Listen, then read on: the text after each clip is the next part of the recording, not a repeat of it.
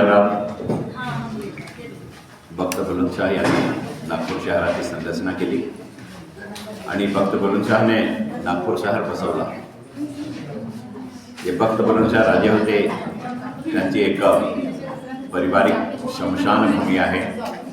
त्या शमशानभूमीवर काही मुस्लिम समाजांचे समाजसेवकांनी ती जागा वक्फ बोर्डला देण्यात यावी आणि ही समाधी वक्फ बोर्डला देण्यात यावी अशी विनंती केलेली आहे। त्यांनी ही सर्व SLRकडे अपील केली होती।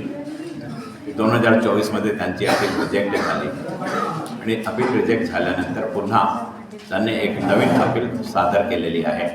त्या दृष्टीने त्या ठिकाणी मोजमाप करायला जेव्हा लोक गेले तेव्हा गोंड समाजाच्या लक्षात हा सर्व विषय आला आणि त्यांनी तिथे ती मोजणीला थांबवलं। जेव्हा ही गोष्ट माननीय राजे वीरेंद्र शाहपर्यंत पोहोचली तेव्हा पूर्ण समाज एकत्रित झाला। कलेक्टरला याने निवेदन केला आणि सध्या जे त्याने भूमी अभिलेख विभागात जे आपला अर्ज सादर केला तिथे इंटरव्ह्यू सुद्धा गोंड राजेचा परिवार होत आहे। ही जमीन मूळतः गोंड राजेची जमीन आहे। या जमिनीवर जेवढी समाधी आहे प्रत्येक समाधीवर शिवलिंग आहे। एवढंच नव्हे, गोंड राजेचे जे राजमुद्रा होते त्याच्यावर शिवलिंग आहे। मुस्लिम वर्ग अनावधानाने लोकांमध्ये हे एस्टॅब्लिश करत आहे की गोंडराजे हे मुसलमान होते, ते पहिले मुस्लिम होते, म्हणून ही जागा मुसलमान समाजाला मिळाली पाहिजे। गोंडराजाचे सिक्केमध्ये शिवलिंग असणं, समाधीमध्ये शिवलिंग असणं, याशिवाय जे ब्रिटिश दस्तावेज आहे, ब्रिटिश अभिलेख आहे, या अभिलेखमध्ये सुद्धा गोंडराजाची समाधी असा दर्ज असणं 72 नंबरवर हा एस्टॅब्लिश करते की 1912चा डॉक्युमेंट जर हा सांगत आहे की ही समाधी गोंडराजांची आहे, हे 72 नंबरवर दर्ज आहे। याचा अर्थ ब्रिटिश कालापासून ही गोंडराजाची समाधी आहे। पण हे सर्व नाकारता काही समाजकंटक नागपूर शहरात द्वेष पसरवण्याच्या दृष्टीने ही समाधी मुस्लिम समाजाला द्यावी या प्रकारचा कट रचत आहे। ही महानगरपालिकाची हेरिटेजची यादी आहे। या हेरिटेजची यादीमध्ये सुद्धा ही समाधी गोंड राजाची दाखवलेली आहे। याशिवाय रेव्हेन्यू डिपार्टमेंटचे दस्तावेज आहे, त्या दस्तावेजमध्ये सुद्धा ही प्रॉपर्टी आमच्या बाजूला राजे वीरेंद्र शाह बसले आहेत त्यांच्या नावावर दर्ज आहे। 2022पर्यंत दर्ज आहे। 2022 नंतर ही प्रॉपर्टी NITच्या नावाने दर्ज झाली।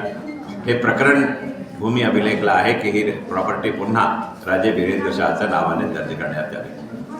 एकूण ही जागा हिंदू समाजाची असून सुद्धा वक्फ बोर्डमध्ये समाविष्ट करण्याचा कट याच्यासाठी रचण्यात येत आहे की ही जागा खूप व्हॅल्युएबल जागा आहे, सक्करदरा परिसरात आहे, याची जमिनीची किंमत भरपूर जास्त आहे।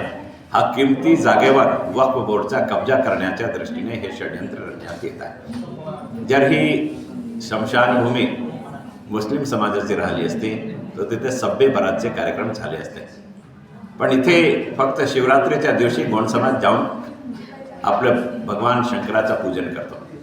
याशिवाय या परिसराची स्वच्छतेपासून सर्व भक्त बुलंदशाह यांचा परिवार करतो।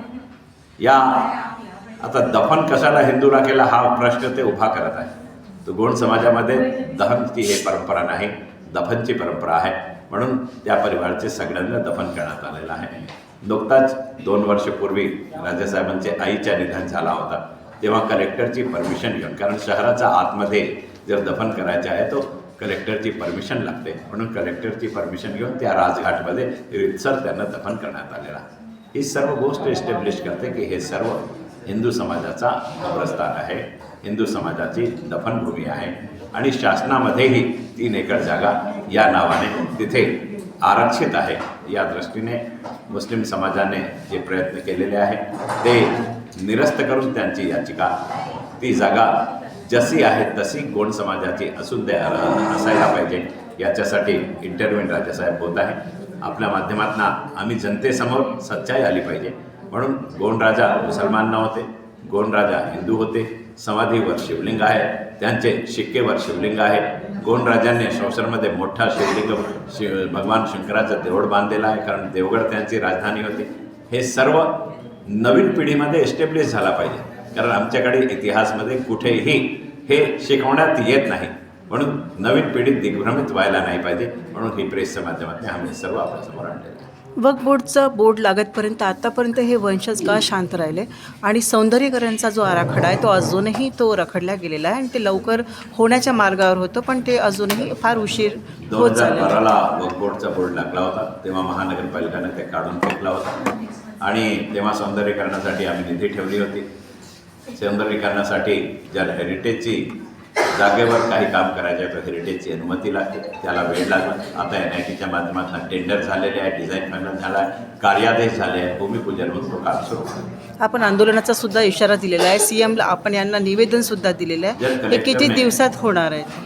लवकरात लवकर व्हायला पाहिजे अशी आमची अपेक्षा आहे, पण आम्ही इंटरव्ह्यू झाल्यानंतर आम्हाला 10-15 दिवसाची ते वेळ देते. आम्ही आमचे सर्व पुरावे दाखल करू, त्या पुराव्याच्या आधारावर प्रशासन निर्णय घेतील असं आम्हाला अपेक्षित आहे. आणि याच्यात राव वीरेंद्र शहाचं नाव ते घेता की यांनी सुद्धा आम्हाला NOC दिलेली आहे. जर फौज NOC असेल तर त्याच्या विरोधात पोलीस तक्रारसुद्धा आम्ही करणार आहोत. बहुत सारे पुरातन मंदिरों के साथ हुआ है. सर वक्फ बोर्ड के कायदे के मुताबिक वो ये जो भ्रम फैलाया जा रहा है कि राजा मुसलमान थे इसलिए उस पर हमारा अधिकार है. जब राजा मुसलमान इस पर चर्चा करेंगे तो हम उनकी परिभाषा में बोलने लगेंगे, ये एस्टेब्लिश होगा. इसलिए हमारी प्रॉपर्टी हमारी ही रहना चाहिए, हमारी यही मांग है इसमें. अभी उसके बाद अभी जो तो वो क्लेम कैसे बैठाएंगे? अच्छा, बिना मतलब पता है, बस बाकी हमारे को न्यूक्लियर फैमिली है. आपकी एक बहन भी है, उनका भी, वो भी अभी एक तो हमारी हिस्ट्री आज तक सही मायने में आई नहीं. ये बोला जाए उमेश चौधरी जी, मायाताई और दया भैया और देवेंद्र जी की वजह से हमारा इतिहास आया. 20 साल पहले जब पुतला बैठा ना तो इसके पहले कोई जानता नहीं था हमारे क्या इतिहास है करके. आप लोग साक्षी इस चीज.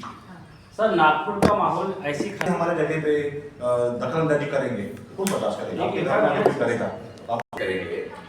जो कह रहे हैं कि राजा वीरेंद्र शाह के हस्ताक्षर है और इन्होंने किया नहीं. जी जी जब हम इंटरव्यू करेंगे और कौन से और इनके नाम से वहाँ हस्ताक्षर जी, करता वही. है. अभी उन्होंने मुद्दा उठाया जबकि हमारे कुछ दिनों में अगर शाह रेवेन्यू डिपार्टमेंट जब वारसान हक पर किसी का नाम चढ़ाता है तो पूरी वंशावली चेक करने के बाद चढ़ाता है, और वो वंशावली चेक करने के बाद उनके डॉक्यूमेंट्स में राजे भक्त वीरेंद्र शाह का नाम अगर शामिल है, इसका मतलब है कि उस वंशावली के यही वंशज है, इसलिए उनका नाम चढ़ाया गया है.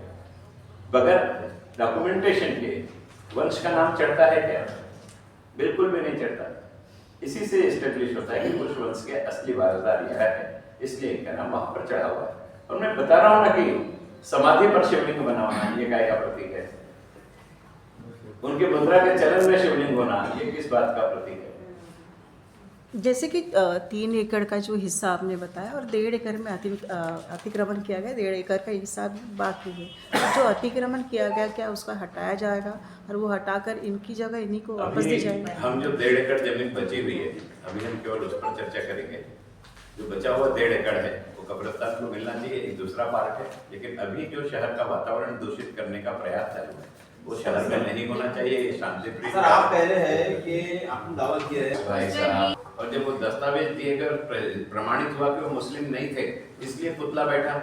इस्लाम में बुत परस्ती नहीं है. सर उनका वही दिया गया पर्टिकुलर सामने वक्त लगा हुआ है. कुछ स्टोरी आंदोलन का इशारा भी दिया गया है. तो अभी अल्टीमेटम कितने दिन का आपने CM साहब से मांगा है? CM साहब ने तुरंत कार्रवाई के निर्देश दिए हैं. हम टेक्निकल प्रोसेस में अपनी बात रखने के लिए इंटरव्यू हो रहे हैं और हमें विश्वास है कि हमारे सारे दस्तावेज देखने के बाद भूमि अभिलेख विभाग उसको निरस्त कर देगा. सर एक और सवाल, इसकी में उन्होंने कुछ ऐसी नई फंडिंग दी है क्या जिसके कारण उनकी मजबूरी रही हो, ये हम तहकीकात करेंगे. उसके पश्चात ही हम उनके विरोध में कार्रवाई की दिशा में अग्रसित होंगे. कारण जिस प्रकार से वो ब्लफ प्रेस के माध्यम से कर रहे हैं कि राजा वीरेंद्र शाह ने भी हमको दिया है, राजा भोसले ने भी हमको दिया है, तो ये सारी चीजें जिस प्रकार से वो कह रहे हैं ये सारी चीजें बताती है कि वो गलत तरीके से प्रेस में भी बोला है उन्होंने. और अगर यही गलत डॉक्यूमेंट्स उन्होंने वहां भी दर्ज किए होंगे जिसके आधार पर अपील को उन्होंने स्वीकृति प्रदान की होगी, तो हमें उस गलत दस्तावेज के विरोध में पुलिस कंप्लेंट करके भी आगे जाने की दिशा जितनी समाधियां है भाषा में भी उर्दू थी. प्रेमचंद जी उर्दू में लिखते थे कि नहीं लिखते थे? लिखते थे. हमारे बहुत सारे पुराने लोग हैं जिनको उर्दू भी भाषा आती थी. शासक की भाषा आना चाहिए, ये एक प्रचलन होता है। हम अंग्रेजी सीख गए ना सब। किसकी भाषा है ये? शासक की भाषा है, हमारी तो नहीं है, लेकिन सीख गए ना हम सब। महाराष्ट्र में रहकर भी बहुत सारे ऐसे लोग हैं जिनको अच्छी मराठी नहीं आती, अंग्रेजी सब पुटपुटाते हैं। तो भाषा किसकी सीखी जाती है? शासक की सीखी जाती है। वही प्रमाण उस समय भी जो शासक था उन्होंने किसी प्रकार से किया होगा। और उर्दू में क्या लिखा है? इमटेरियल है। रामायण का भी उर्दू ट्रांसलेशन हुआ है, रामायण का भी अरबी ट्रांसलेशन हुआ है ना। तो रामायण में रहेगी क्या? वहां पर अगर शिवलिंग स्थापित है, वहां हर महाशिवरात्रि को कार्यक्रम होता है, वहां कभी मोहर्रम का कार्यक्रम क्यों नहीं हुआ? सब्बे बारात मुस्लिम समाज का कार्यक्रम होता है, चौक तक आता है, चौक प्रमाणित करती है कि केवल जगह हथियाने के लिए ये किया जा रहा है। और जगह हथियाने के लिए कुछ ना कुछ कागज लगेंगे, इसलिए वो कपोल कल्पित बातें सामने रख करके उसको हथियाने की कोशिश करें। प्रशासन में उसके अंतर्गत नहीं आना चाहिए और जनता को भी सच्चाई का पता चलना चाहिए। इस दृष्टि से हम लोग आज हैं। सर, सौंदर्यीकरण का मतलब जो ये काम है काफ़ी सालों से भी रखा हुआ है, तो ये कब तक का होगा, इस पर ध्यान उसका कार्यादेश हो गया, केवल भूमि पूजन होकर काम प्रारंभ हो जाएगा। भैया मनपा में आपकी ही सत्ता थी पहली। ये दस्तावेज में लिखा है, हेरिटेज की डॉक्यूमेंट है, लिखा हुआ है कौन रहने की जमानत। ये सुलझा हुआ दस्तावेज है, वो उलझाने की कोशिश कर रहे हैं।